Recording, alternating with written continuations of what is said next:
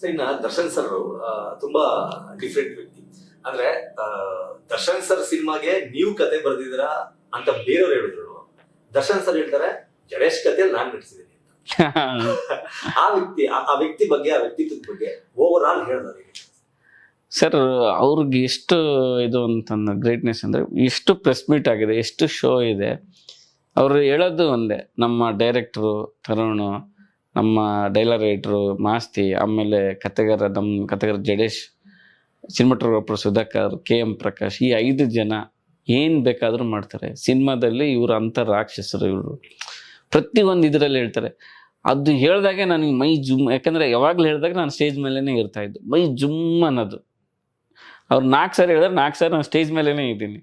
ಒಂಥರ ನನಗೆ ನೆಕ್ಸ್ಟ್ ಏನು ಮಾತಾಡ್ಬೇಕಪ್ಪ, ನೆಕ್ಸ್ಟ್ ನಾನು ಮೈಕ್ ಕೊಟ್ಟರೆ ಒಬ್ಬ ಹೀರೋ ನಮ್ಮನ್ನು ಅಷ್ಟು ಅವ್ರಿಗೆ ಡೈರೆಕ್ಟರ್ ಲೆವೆಲಲ್ಲಿ ಸಾಕಾಗಿರೋದು. ಬಟ್ ನೋಡಿ ಆ ಸಂಭಾಷಣೆಕಾರನಾಗಲಿ ಒಂದು ನಮ್ಮ ಕತೆಗಾರ ಇಷ್ಟು ಜನ ತೊಗೊಂಡು ಹೇಳಿದಾಗ ಇವತ್ತು ಕಾಟೇರದ ಕತೆಗಾರ ನಾನು ಗೊತ್ತು ಬೇಕಾದ್ರೆ ಬಿಕಾಸ್ ಬಾಯಿಂದ ಅದು ಪ್ರತಿ ಸಾರಿ ಬಂದಿರೋದು.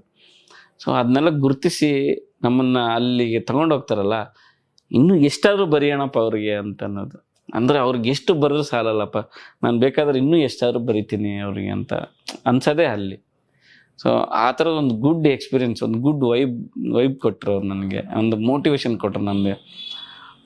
ಇಂಥ ದೊಡ್ಡ ಸಿನಿಮಾಗಳಲ್ಲಿ ಒಬ್ಬ ಕತೆಗಾರ ಗುರ್ಸ್ಕೊಂಡಿದ್ದೀನಿ ಅಂತಂದರೆ ಅವರು ಪ್ರತಿ ಸ್ಟೇಜಲ್ಲಿ ಹೇಳಿರುವಂಥ ಮಾತಿಂದ. ಸೊ ಅದರಿಂದ ಜನಗಳಿಗೆ ಏನೂ ಗೊತ್ತಿಲ್ಲದೆ ಹೋಯ್ತು. ಇವತ್ತು ಒಳ್ಳೆ ಕತೆ ಏನೋ ಹೇಳ್ತಾರೆ ಅದನ್ನ, ಬಟ್ ಅದು ಅವ್ರು ಹೇಳಿದ್ದು ಅದರಿಂದ ಆಗಿರೋದು ಅಷ್ಟೇ. ಅಂದ್ರೆ ಇಂಡಸ್ಟ್ರಿಯಲ್ಲಿ ಸರ್ ಕತೆಗಾರರಿಗೆ ಮುಂಚೆ ಅಷ್ಟೊಂದು ವ್ಯಾಲ್ಯೂ ಇರ್ತಿರ್ಲಿಲ್ಲ. ಎಲ್ಲೋ ಬೇರೆ ಸ್ಟೇಟ್ಗಳಿಂದ, ಬೇರೆ ಭಾಷೆಗಳಿಂದ ಕರ್ಕೊಂಡ್ಬಂದು ರೂಮ್ ಹಾಕಿ ಕೂರಿಸಿ ಬಸ್ಸದನ್ನೆಲ್ಲ ನಾವು ಕಣ್ಣಾರೆ ಬೇರೆ ಲ್ಯಾಂಗ್ವೇಜ್ ಇಂದ ಬಂದು ಕತೆ ಬರೀತಾರೆ ಅಂತಂದ್ರೆ ಅವ್ರಿಗೇನೋ ಒಂದು ರಾಜ ಮರ್ಯಾದೆ ಕೊಡೋದು, ಆ ಥರದ್ದೆಲ್ಲ ಇತ್ತು. ಇಲ್ಲಿ ಅವರಿಗೆ ಪೇಮೆಂಟ್ ಕೊಡೋಕೆ ಕೂಡ ಆಗ್ತಾ ಇತ್ತು. ಓಕೆನಾ? ಬಟ್ ಈ ತರ ಅಂದ್ರೆ ದರ್ಶನ್ ಸರ್ ತರ ಒಬ್ಬ ಕತೆಗಾರನ ಟ್ರೀಟ್ ಮಾಡಿದ್ರೆ ಇಲ್ಲಿರುವ ಕತೆಗಾರರಿಗೂ ಕೂಡ ಹೆಲ್ಪ್ ಆಗುತ್ತೆ. ಇಲ್ಲಿರೋ ಕತೆಗಾರರು ಕೂಡ ಒಳ್ಳೆ ಕತೆ ಬರೀತಾರೆ. ದರ್ಶನ್ ಸರ್ ಅವರು ಆ ವಿಚಾರದಲ್ಲಿ ದರ್ಶನ್ ಸರ್ ನಿಮ್ಮ ಮಟ್ಟಲ್ಲಿ ಯಾವ ಥರ? ಇವತ್ತು ದರ್ಶನ್ ಸರ್ ಈ ಸಬ್ಜೆಕ್ಟ್ ಒಪ್ಪೋದು ಒಂದು ರೀತಿಯಲ್ಲಿ ಕಾಟೇರ ಸಕ್ಸಸ್. ಇನ್ನೊಂದು ನಮ್ಮಂಥವ್ರನ್ನೆಲ್ಲ ಒಂದು ಕನ್ಸಿಡರ್ ಮಾಡಿ ಇವರು ಬರ್ದಿದ್ರಲ್ಲಿ ನಾವು ನಟಿಸಿದ್ದೀನಲ್ಲ ಅನ್ನೋದಿದೆಯಲ್ಲ, ಅದು ಇನ್ನೊಂದು ಲೆವೆಲ್ಗೆ ತಗೊಂಡೋಯ್ತು. ಆ್ಯಕ್ಚುಲಿ ಇವತ್ತು ಸಕ್ಸಸ್ ರೇಟ್ ತುಂಬ ಕಡಿಮೆ ಅದರ್ ಲ್ಯಾಂಗ್ವೇಜ್ ಕಂಪೇರ್ ಮಾಡಿದ್ರೆ Kannada industry. Because only writers ಇಲ್ಲ ಅನ್ನೋದು, ಇಲ್ಲಿ ಪ್ರೊಡ್ಯೂಸರ್ಸ್ ಇಲ್ಲ, ಹೀರೋಗಳು ಇಲ್ಲ ಅನ್ನೋದು, ಡೈರೆಕ್ಟರ್ಸ್ ಇಲ್ಲ ಅಂತಲ್ಲ, ರೈಟರ್ಸ್ ಇಲ್ಲ. ಅದು ಕೊರತೆ ಇದ್ರ ಮೂಲಕ ನೆರವೇರುತ್ತಾ ಇದೆ. ಬಟ್ ಯಾಕೆ ಆಯಿತು ಅನ್ನೋದು ನನಗೂ ಗೊತ್ತಿಲ್ಲ. ಮೇ ಬಿ ತುಂಬ ರಿಮೇಕ್ ಸಿನಿಮಾ, ಆಮೇಲೆ ರಿಮೇಕ್ ಸಿನಿಮಾಗೆ ಕೊಟ್ಟಂಥ ಅರ್ಧ ದುಡ್ಡು ಇಲ್ಲಿ ಇನ್ವೆಸ್ಟ್ ಮಾಡಿದ್ರು ಅದಕ್ಕಿಂತ ಒಳ್ಳೆ ಕತೆ ಇಲ್ಲಿ ಬರಿಬೋದಿತ್ತು. ಅದು ಆ ಮನಸ್ಥಿತಿಗಳೇ ಯಾಕೆ ಓಪನ್ ಆಗಲಿಲ್ಲ. ಇವಾಗ ಯಾವಾಗ OTT ಲಾಕ್ಡೌನ್ ಅನ್ನೋ ಗ್ಲೋಬಲೈಸ್ ಅಂದರೆ ಎಲ್ಲ ಪ್ಲ್ಯಾಟ್ಫಾರ್ಮ್ಗಳು ಓಪನ್ ಆದವು, ಇವಾಗ ರಿಮೇಕ್ ಬೆಲೆ ಹೊರಟೋಯ್ತು. ಇವಾಗ ರೈಟರ್ಸ್ ಬೇಕು, ಎಲ್ಲಿದ್ದಾರೆ ಇವಾಗ? ನಾವು ದುಡ್ಕೊಂಡ್ಲೇ ಇಲ್ಲ, ರೈಟರ್ಸ್ನ ಬೆಳೆಸಲೇ ಇಲ್ಲ, ಡೈರೆಕ್ಟರ್ಗಳು ಸ್ವಾರ್ಥ ಉಳಿಸ್ಕೊಳ್ಳಿಲ್ಲ. ಇವಾಗೆಲ್ಲ ಡೈರೆಕ್ಟರ್ ಎಲ್ಲ ಬರಿಬೇಕು ಅನ್ನೋ ಒಂದು ಇಮೇಜ್ ಬೇರೆ ಅಂಟ್ಕೊಂಡಿದೆ, ಅದು ರಾಂಗ್.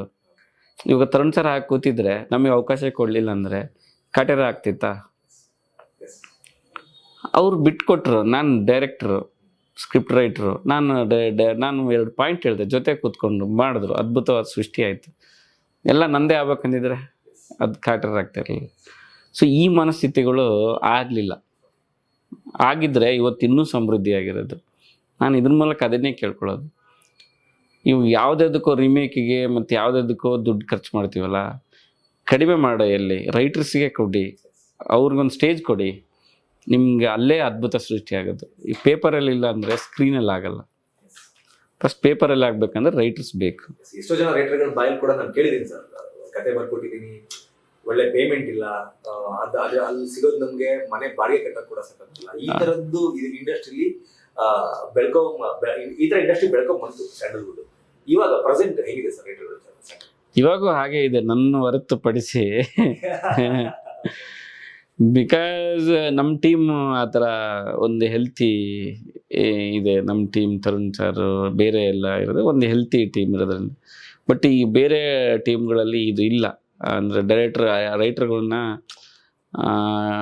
ಒಂದೇನೋ ಅರ್ಧ ಬಳಸ್ಕೊಳ್ಳೋದು, ಇನ್ನು ಅರ್ಧ ಏನೋ ಬಳಸ್ಕೊಂಡು ಅವ್ರನ್ನ ಕಡೆಗಣಿಸೋದು, ಇದೆಲ್ಲ ಇದೆ. ಅದಿದ್ರೆ ಅದು ನಿನ್ನ ಸಿನಿಮಾಗಷ್ಟೇ, ನಿನ್ನ ಸಿನಿಮಾನೂ ಡೆವಲಪ್ ಆಗಲ್ಲ, ಇಂಡಸ್ಟ್ರಿನೂ ಇದಾಗಲ್ಲ, ಅದು ವೇಸ್ಟ್, ಅದು ತುಂಬ ವೇಸ್ಟ್. ಅದ್ರ ಬದಲು ನೀನು ಡೈರೆಕ್ಟರ್, ನಿಂದು ಯಾರು ಕ್ರೆಡಿಟ್ ತೊಗೊಳಲ್ಲ. ನಾನು ಅರ್ಧ ಡೈರೆಕ್ಷನ್ ಮಾಡಿದೆ ಅಂತ ಯಾರನ್ನ ಹೇಳೋಕ್ಕಾಗುತ್ತಾ?